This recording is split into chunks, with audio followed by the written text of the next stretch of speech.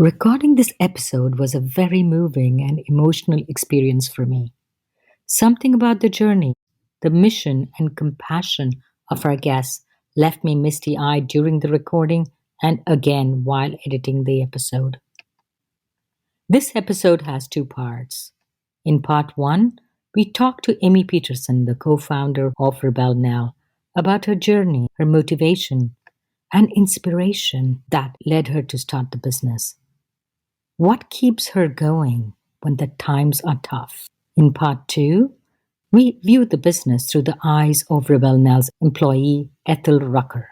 I hope this episode has a similar impact on you. We create a social enterprise that's dedicated to hiring women directly from the shelter. We'll teach them the skills they need. I don't want that to be a barrier to entry for them. We'll teach them everything they need. And while they're working with us, they'll get a good wage and we'll provide all the wraparound support. So we'll help them tackle the barriers that have been prohibitive in the past. And then we'll enable them to get to a place where they can breathe. And then they can start to dream about what have they always wanted to do. We're selling happiness and joy and memories and empowerment. I feel that you should feel a certain way when you wear Rebel Nell. Don't get me wrong, gig work is what it is. You know, it gives you freedom, but I needed more stable income. And she was able to link me up with Rebel Nell from there, which is amazing. They know that I wanted to be a homeowner. Me and other members want to be homeowners also. They actually brought someone in to talk about the process of becoming a homeowner. So that's something that I love about Rebel Nell. They not just saying that they like to do these things, change these women's lives, and the male, because we have one male, Russell, actually change our lives and giving the support that we need. Welcome to Mindful Businesses, presented by Sarani, and I'm your host, Vidya Iyer. In our podcast, we bring to you brands that are mindful in their practices and processes. A mindful business adopts and employs sustainable social, economic, and environmental practices. Today, we have with us Amy Peterson, co-founder of Rebel Nell, one of no other kind. She joins us from Detroit, Michigan. Welcome, Amy. Thank you so much for having me. I'm honored to be here. Women's empowerment is in the forefront of many of our guests. Why is it so important for Rebel Nell to empower women? Critics may say that there are men who experience similar hardships, addiction, incarceration. Why not support everybody? Support both. I think, for one, Rebel Nell started for me is very much a personal journey and a personal desire to support women. I mean, when you look at the broad scope of inequities, women seem to be hit, and based on data as well, are hit the hardest. My journey started when I was pretty young. I wanted to be the first female general manager of a Major League Baseball team. Mm-hmm. That had never been done until last year. That was a big year for last year. And I wanted to work in baseball. So I set out to do that. And I spent 11 years working in the industry. At the time when I was working in the industry, it was not the most embracing of women with these kind of ambitions who really wanted to cross over into the good old boys club. So I think that was a big driving force. I also happened to be living next to a women's shelter in Detroit. So it was kind of tied together, this desire to help and empower women primarily. How high did you rise up in the ranks? I went from an intern to being an associate general counsel for them. Pretty impressive. Thank you. So that was really like the impetus is my challenges in baseball alongside me living next to a shelter that was dedicated to women and families and getting to know them, and they became my neighbors. And also put it in perspective of 2012 in Detroit. I was facing one of the largest municipal bankruptcies the country had ever seen. And we could see with our eyes the resources that were being depleted. And I could see it firsthand. It was happening to this particular shelter. And so it just became this idea, this concept of, kind of that perfect storm of all those factors of, wow, what if we just created a company dedicated to women? End of story. Not saying I'm not open to men down the road, but our primary focus is always going to be women. What were some of the striking data which kind of nudged you to start this? So many women in Detroit, particularly, are faced with homelessness. So often it is single mothers who are, head of households. And it's just, I think for me, the biggest lesson that I learned is how we're all so similar in the world and in general. And there is just small degrees of separation that separates opportunities and exposure, for lack of a better wording. And I was grateful that I grew up with a support system around me that when I had tough times, I was fortunate enough to be able to rely on them. How challenging the world can be if you don't have that support system. And that was a lot of what I was seeing firsthand, is these incredible women. And many of them left challenging situations in search of a better opportunity, not only for themselves, but for their families. And that meant leaving situations that maybe they were comfortable in, or maybe they had to sacrifice their house because we were in the midst of a recession. So many different things where you don't have a support system. It's pretty quickly to fall pretty hard and pretty fast. And it really broke down a big misconception for me, too, about women being homeless. That was a lesson that I needed to see and I needed to learn. So did you volunteer in the homeless shelter? How were you involved? I actually just would talk to them. Literally, they were my friends. I would chat with them when I went out walking my dog. I lived right next door. When I had the concept for the business, I wanted to make sure this was an actual need. I went in and I met with the heads of the shelter and I said, I have this idea. Hear me out. What do you think of this concept where we create a social enterprise that's dedicated to hiring women directly from the shelter? We'll teach them the skills they need. I don't want that to be a barrier to entry for them. We'll teach them everything they need. And while they're working with us, they'll get a good wage and we'll provide all the wraparound support. So we'll help them tackle the barriers that have been prohibitive in the past, and then we'll enable them to get to a place where they can breathe, and then they can start to dream about what have they always wanted to do. When you're living in such a scramble mentality, living paycheck to paycheck and not getting the opportunity to focus on yourself because the opportunities aren't there, you don't get the chance to really dream. So that is a lot of what we have focused on in the past. The women are with us for approximately 2 years. The first is tackling those barriers. And then the second part is, now that you can breathe, whatever you wanted to do, and how do we get you closer to that goal? Overall, I think we do an amazing job of doing a really deep dive for the women who come into the Rebel Nell family and kind of seeing them through to the next phase. You were doing this while you were still working for the baseball company? Yes, I never thought that this would be a full-time job. I actually thought it would just be a passion project, something that I love to do on the side, because after all, I had reached my dream of working in sports. But then it became, I often refer to it as an internal tug that I was ignoring, trying to quiet, getting it to go away, but became all I was really thinking about. And then for me, it was a matter of, wow, could I do this full-time? Was I willing and able to let go of my ego? Was a lot of it to go pursue this. But I just feel so driven to have more of an impact and we know that what we're doing works. If I were to go full time, could we do it even more? So although the company started in 2013, I really only came in full time in the middle of 2018. So do you have a background in fashion design, retail? Nope. But my business partner does, which is really helpful. We are a great dynamic duo, we like to say. I'm just more of the crazy brain, the crazy ideas. She's the one that has the real skills with the retail, and she's the yin to my yang. And she went to school for fashion merchandising.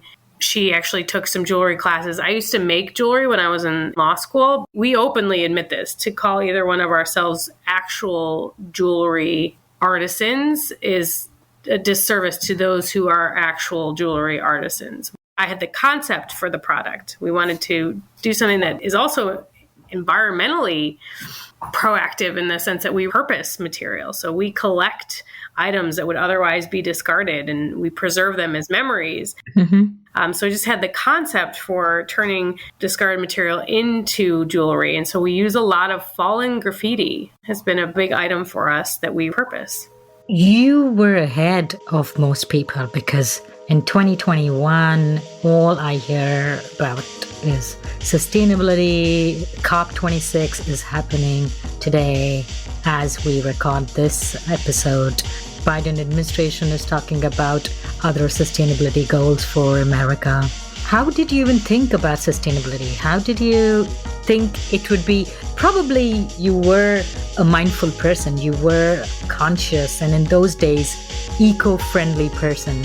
But how did you know that your customers would even understand or appreciate it?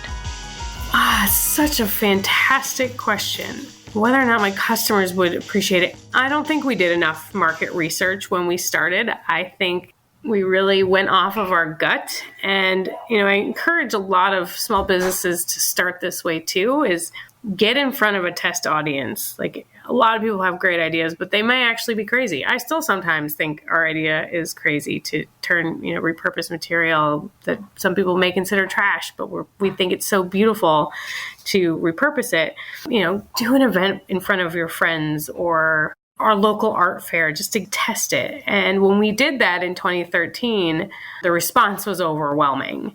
And that was what we needed to believe in ourselves, that we really had this idea, because you're right. And we don't give ourselves enough credit for that. But we built a triple bottom line company, which is now the new buzzword. This is what we started out to do in 2013. And I'm not by any means saying we were the first, but it was not a popular, I had never heard of it until recently. And then you realized that you were doing this since 2013. Yes. In fact, I was on a panel with a bunch of, automakers the other day, and here they all talking about trying to pivot into being really sustainable. And I'm like, where have you guys been?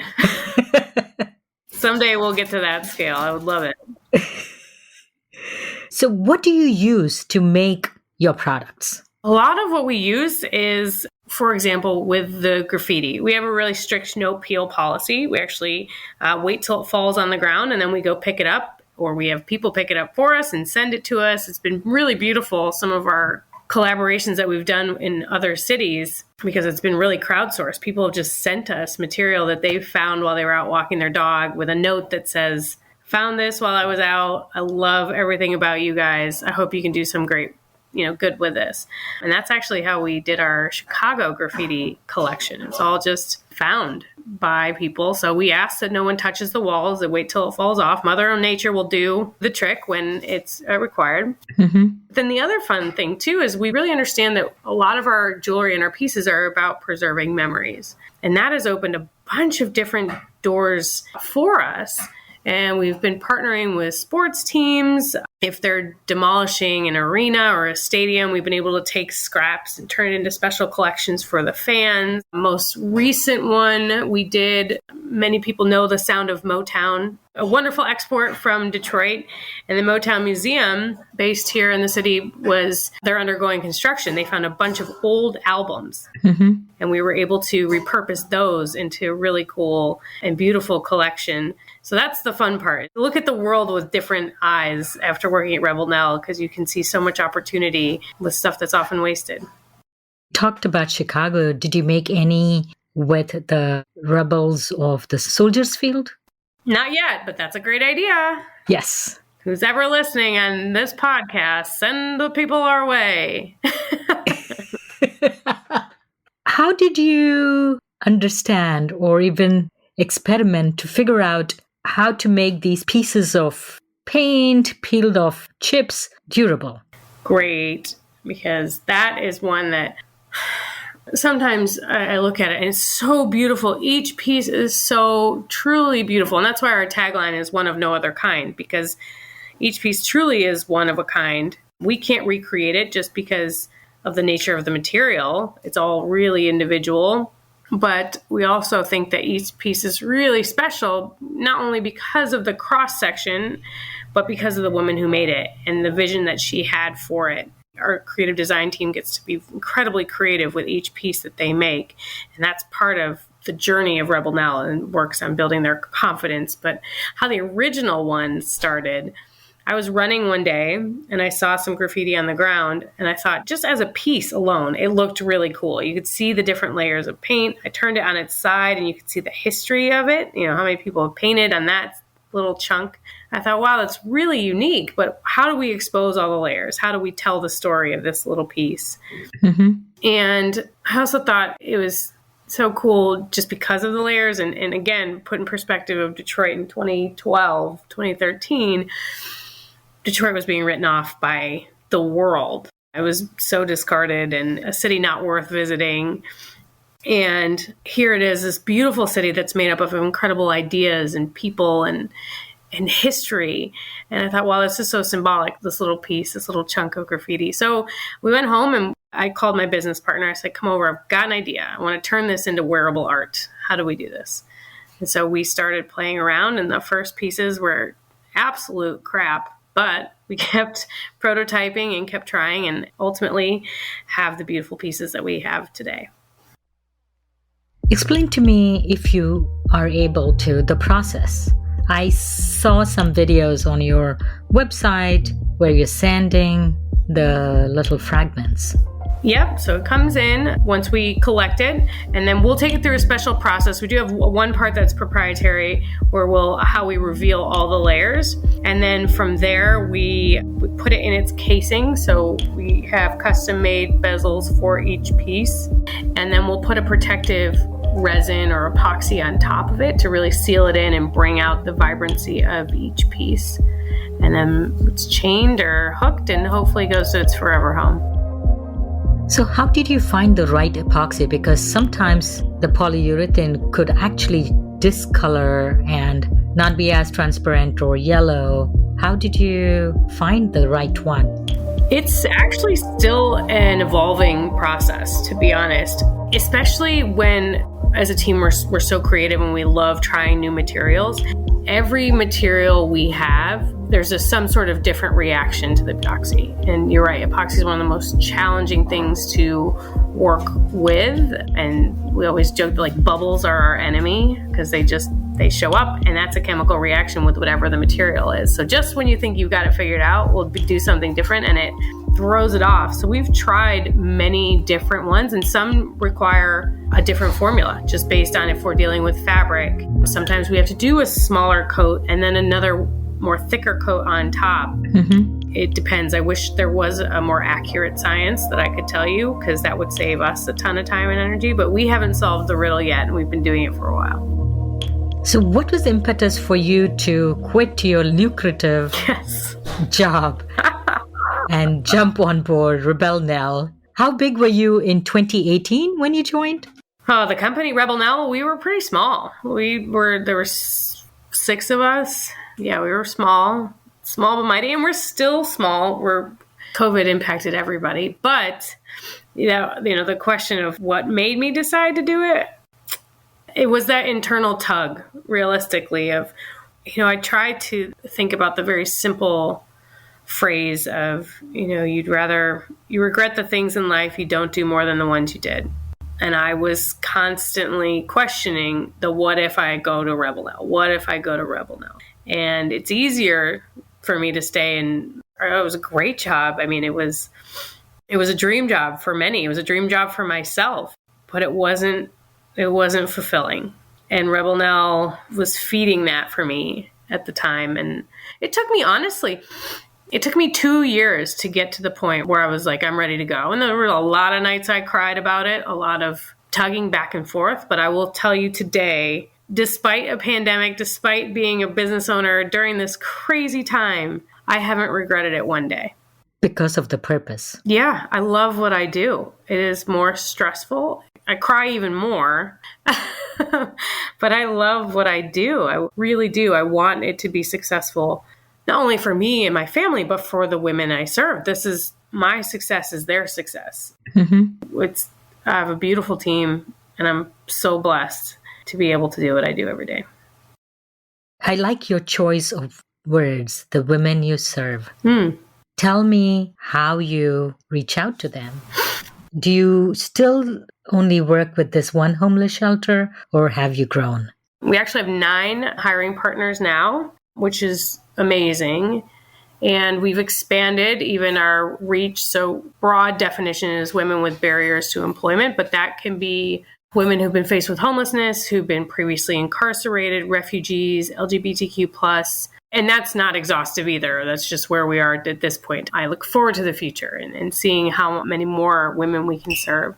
For us, the secret sauce is the fact that we work very closely with our shelter partners, and they are the ones who really vet the women for us. So when we're looking to hire or we're ready to hire, we reach out. And for us, the only thing that matters is 3 things. We don't do a background check because that's not important to us.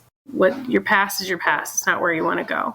Do you have a desire to change your situation, can work well with others, and a willingness to learn? Those 3 things, that means you have a fire inside of you. That fire we can work with. The fire may go down and may go up. Like, it'll fluctuate. That's life. But if you have it, we can work with you. Why was the open hire policy, no background checks, important for you? Because as a business owner, there are risks to get somebody on board that you're not sure. We want to protect our assets. Yes.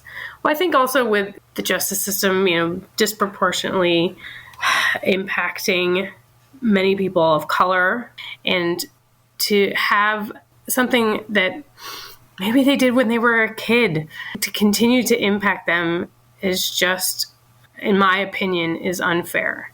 And I wish more companies would eliminate the box that you check of, whether or not you have a criminal record. I also am a firm believer in second chances. Going back to what I mentioned earlier about, I appreciate the family and the support that I have. If you don't have that, you have someone there to tell you you're making a bad choice or a bad decision. If you don't have that, it's easy to make decisions that maybe you now regret, but that shouldn't be what defines your life. So many of us are literally on that edge between just falling off, yes, versus landing. And that little support, that little push back on the other side can help you and change your life. Absolutely. And we see it, and I'm fortunate to be a part of it. And that's, when you ask the women that we serve, to me, it's an honor to be able to serve them and to be with them and learn from them. And it's a wonderful, I know you shouldn't call your work your family, but we really have a family environment. I mean, we tell each other we love each other. Like, it's that deep, but it's important. How did you start your company? Where did you get funding for Rebel Nell? Was it self-funded or? At the time, we did a couple pitch competitions, small ones, but great ones. And why that was important, the money was great. Like, we ended up getting $1,800 to start our company. Not big money, but it's called Detroit Soup. And it was phenomenal because the whole community comes out, or a lot of people can come out. It's open to anybody. You pay $5, and with it, you get a soup, a salad, and a vote. And it's all kind of crowdsourced, even the food. Mm-hmm. And people are selected. 4 people go up, and you have to pitch. No technology is allowed, which I love because it really evens the playing field. It's just your passion. And we won in July of 2013. And I'll never forget that day because at the time, Diana and I had spent a lot of our money really prototyping and like getting the jewelry right.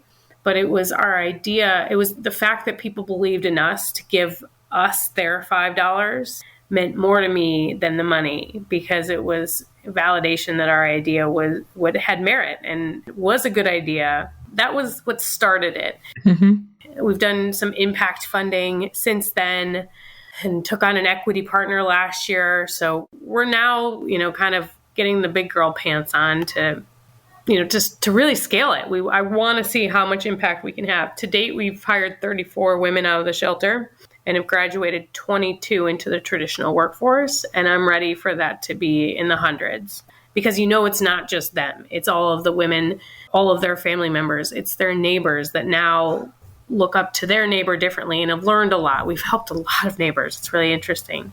Mm-hmm. And then also, I think something that we don't talk about ever, but the impact that we're having even with our supply chain. We have made a very conscious and committed effort to work only with companies that have a similar mission and empower women. So, our impact is deeper, more than our just, our 34 people we've personally employed. We know it goes more than that.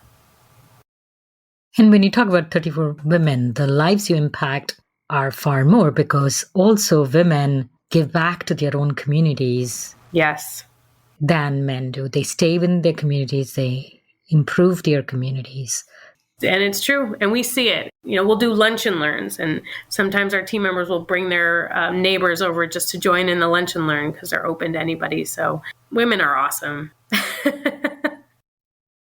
So the 2 years, how do you help them?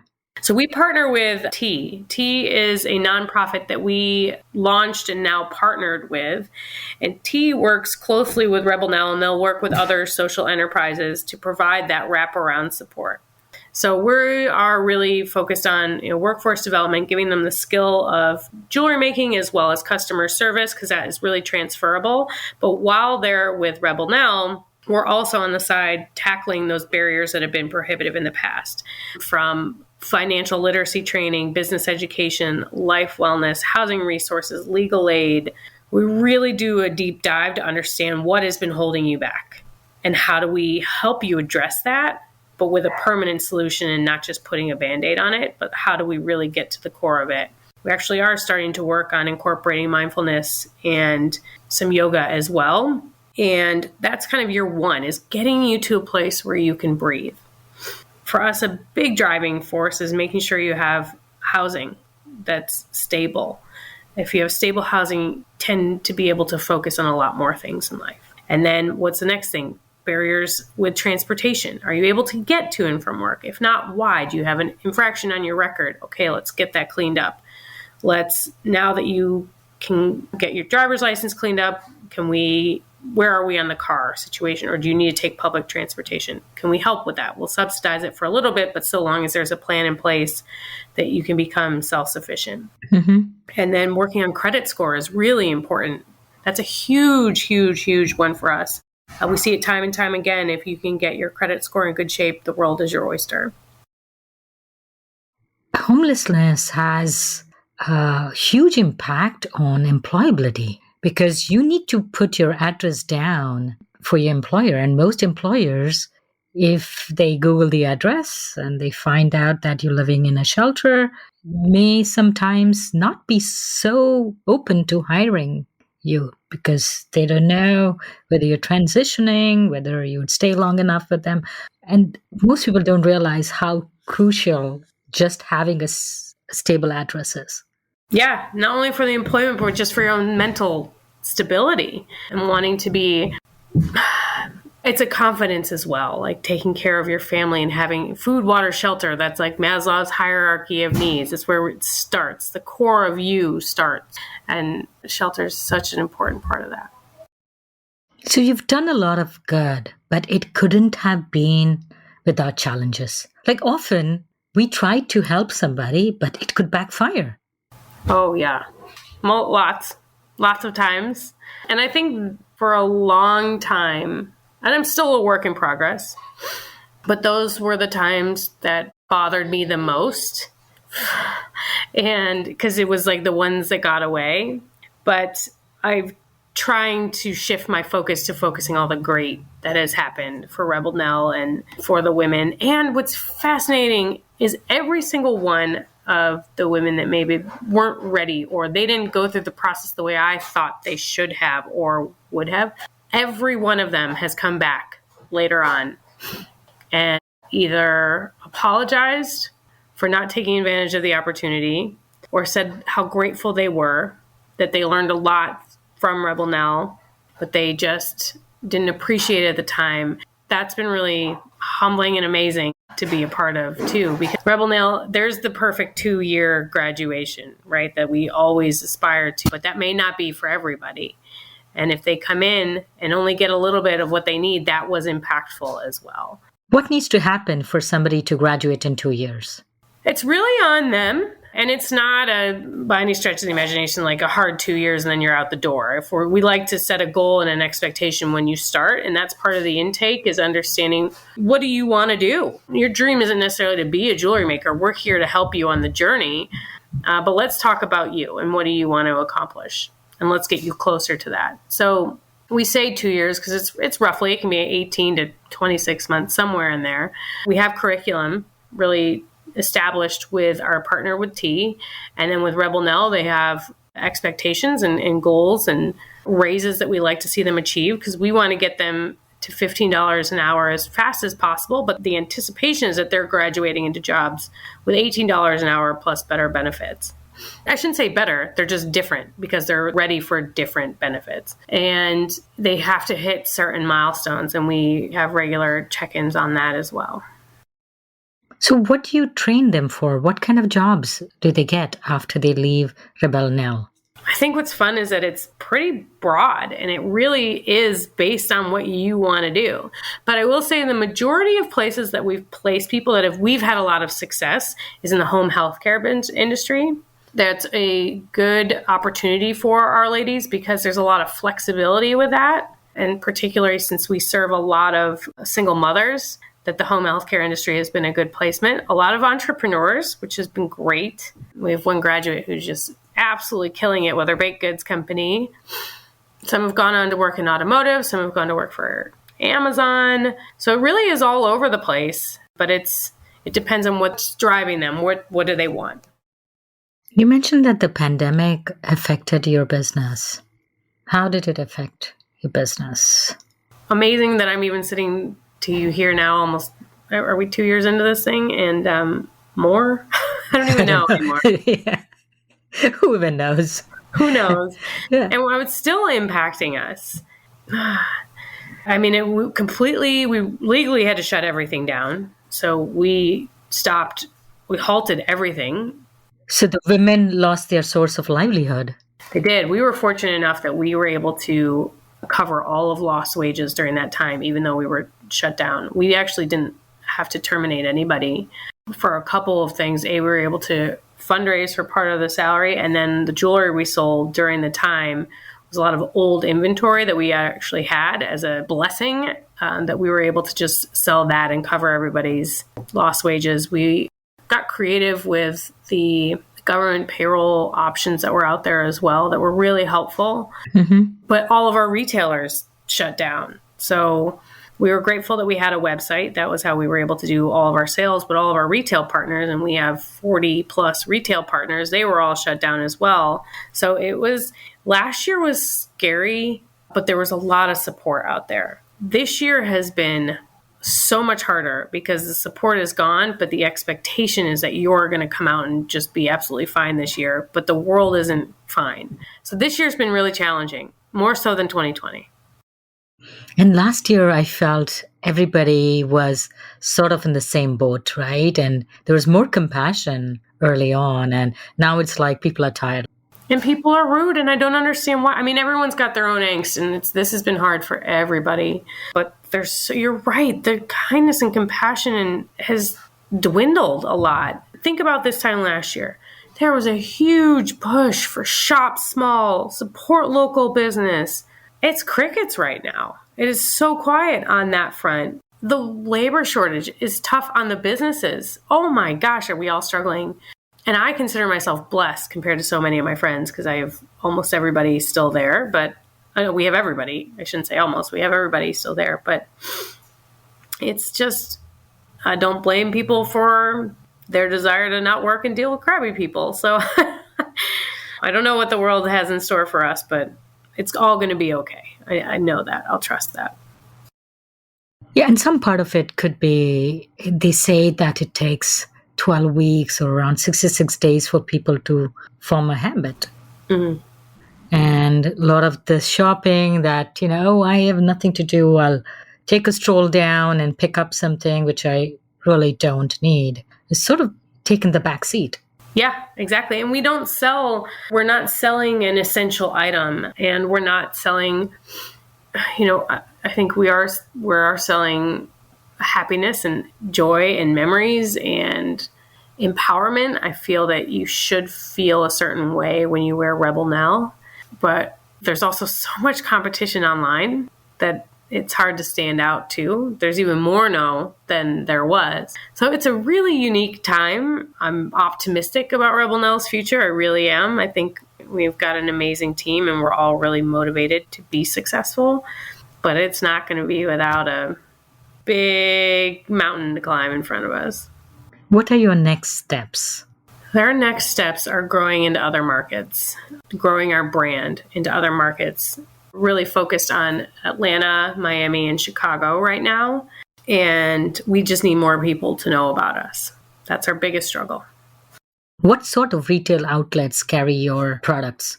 There's a lot of smaller boutique stores, some art galleries. We're on Zappos and Grommet.com and a couple other larger retailers. We actually just got picked up by Amazon, so we'll see how that does for us. But that is, you're so buried in the bulk of bajillions of things. We're pushing to be in more stores as well. So these little pieces are like babies for you. Have you come across somebody wearing it on the street? Yes, it is more exciting than seeing like your favorite celebrity for me. It is the coolest thing, and I never tell people who I am. I just compliment them on their necklace or earring, and then I let them tell me the story. And that warms my heart, and I usually will walk away and shed a tear or two just out of pride or happiness that they received the message of love. And they get it, because what comes back to me is our mission, our story, why their piece is so unique. And it's like, yes, okay, all right. So yes, that's happened quite a few times, and it's happened a lot at the airport, which is really cool. Sending you and your family all the love that we can. Thank you so much, Amy, for coming on Mindful Businesses. Thank you for having me. I'm really honored. I really enjoyed this. We want to take a different twist to this episode. You just heard part 1 of Rebel Nell's founder Amy Peterson's journey. Now we go to the part 2 of our episode. Who and how does Rebel Nell impact? Let's view the story from a different lens. The lens of Ethel Rucker, the production lead of Rebel Nell. Welcome, Ethel. We are so happy to have you on our show. Thank you for having me. I'm privileged to be here. So tell me about yourself. Where are you joining the call from? I'm joining the call from home. Me and my family was quarantining really quick, but I will be turned pretty soon. So I'm at home. This whole corona is something else for sure. I think it affects all of us in one way or another. And home is where? In Detroit, Michigan. How did you hear about Rebel Nell? I've been heard about Rebel Nell years ago, the great things that they were doing. Mm-hmm. But unfortunately, I was either working or my schedule couldn't align to ever work for Rebel Nell at the times that I saw them years ago. Actually, LaTanya Walker, which is the social worker for Rebel Nell, she told me that they was having a job opening. And I'm like, that's perfect. That was back in October 2020. And I'm like, this is perfect timing. And I was able to get in. And why was it important for you to work for Rebel Nell? I think it's important to work for Rebel Nell because their mission, the great things that they're doing. Like, I'm a creator. So certain environments I can't really thrive in. But in Rebel Nell's environment, where they allow their employees, they give us the direction to go in, and then they allow us creative freedom, if you will. Every day I work there, I'm able to create. And along with that, not only the employment aspect, they help grow you professionally.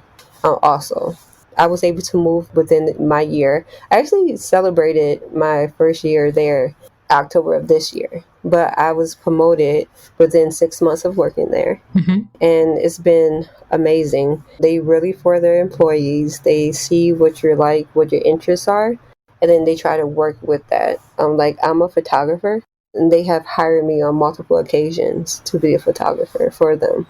So what did you do prior to that? Prior to working for Rebel Nell, I was actually a homemaker. I have 4 children. That's what I was doing. Like, of course, I did like Uber Eats or Lyft or something like that, but Even though it is a source of income, I don't see that as a stable job, if you will. That's what I was doing before I went to Rebel Nell. You were driving the Uber and Lyft and doing the jobs in the gig economy, as they call it now.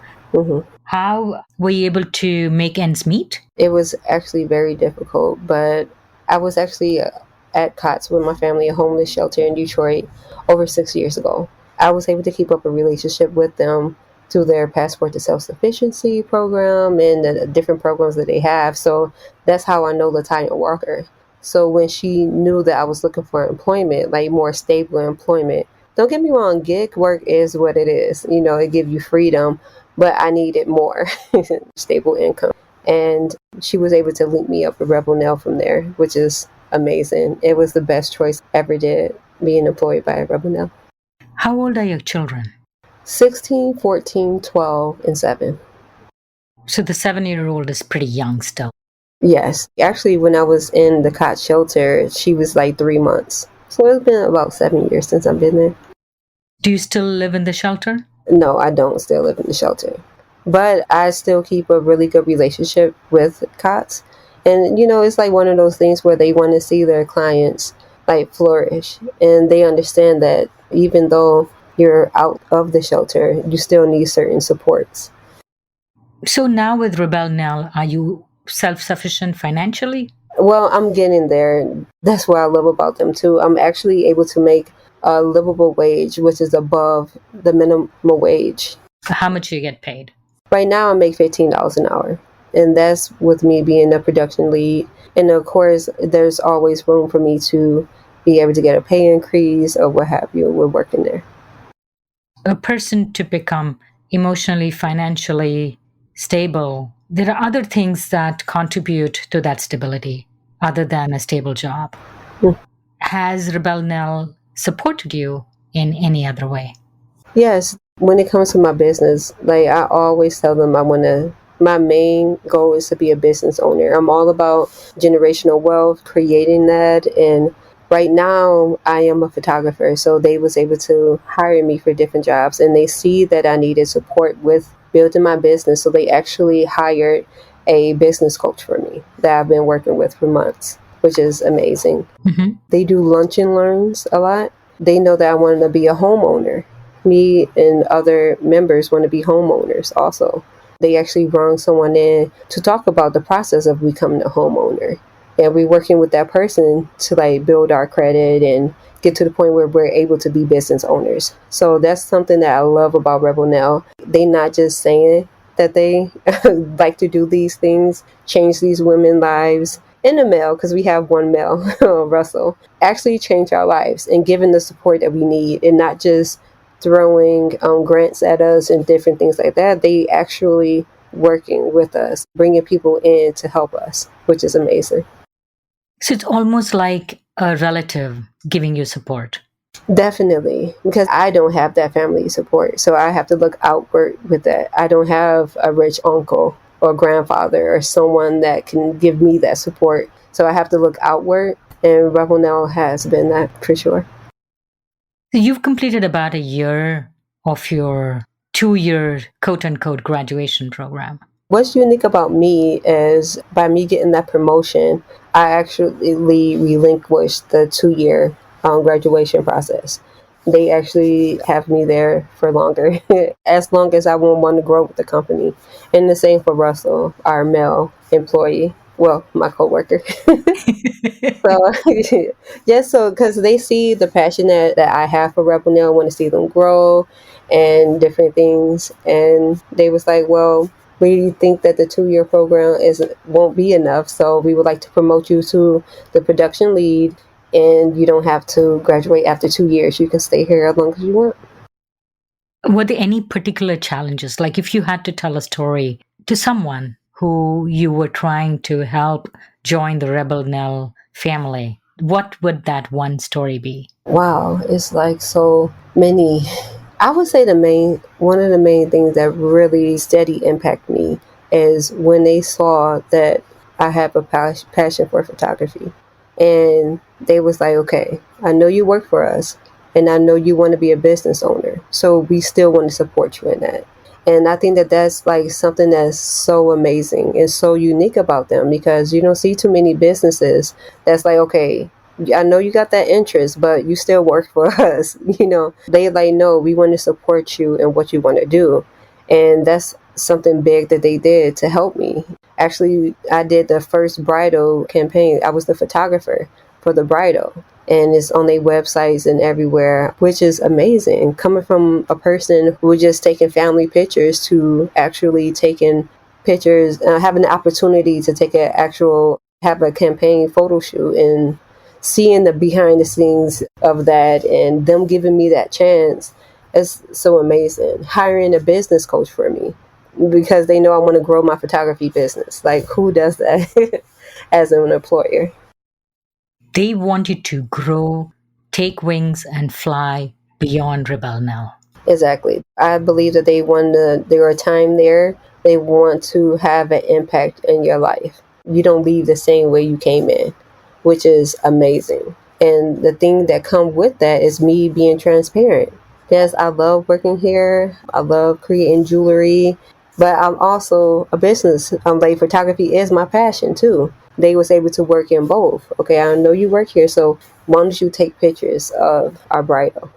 So it's like marrying the two, if you will, which is amazing.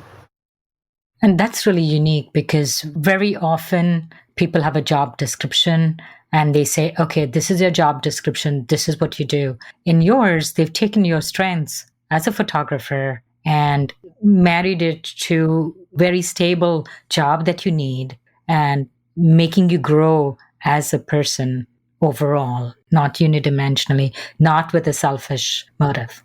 Yes, 100%. They, even with the lunch and learns that they do there, they have all types of people that come in. Like, when they see that Russell and I have the interest of buying a home, for the lunch and learn, they have someone to talk about real estate, what you need to in order to be a homeowner. When they see that both of us are entrepreneurs, well, Kim also, they see that we're entrepreneurs. They had a group of entrepreneurs come in and talk to us about entrepreneurship. So amazing. They steady keeping us learning and growing as individuals, which is amazing. And not only with us personally, with working with Rebel Nell, we're able to see like the ins and outs of, and they be totally transparent with us with running a business. They're constantly teaching us things there too. It's just an amazing environment to be in, for sure. It's like a family. Like a family. That's such a nice closing line. Mm-hmm. Thank you so much, Ethel, for coming on Mindful Businesses, and wishing you all the best in your ambitions, your aspirations, and your business. Thank you so much. I truly appreciate you taking out the time and having me here. You're listening to Mindful Businesses, produced and hosted by Vidya Iyer. If you're a creator of a mindful brand or would like to recommend a mindful brand to be featured on our show, send an email to info@mindfulbusinessespodcast.com. Subscribe, rate, and review us on Apple Podcast. If you learned a thing or two from this episode, share it with one friend. We recorded this podcast in Lafayette, Indiana. Theme music composed by Tatum Gale. Marketing assistant is Caitlin Milligan. This is Vidya Iyer with Mindful Businesses.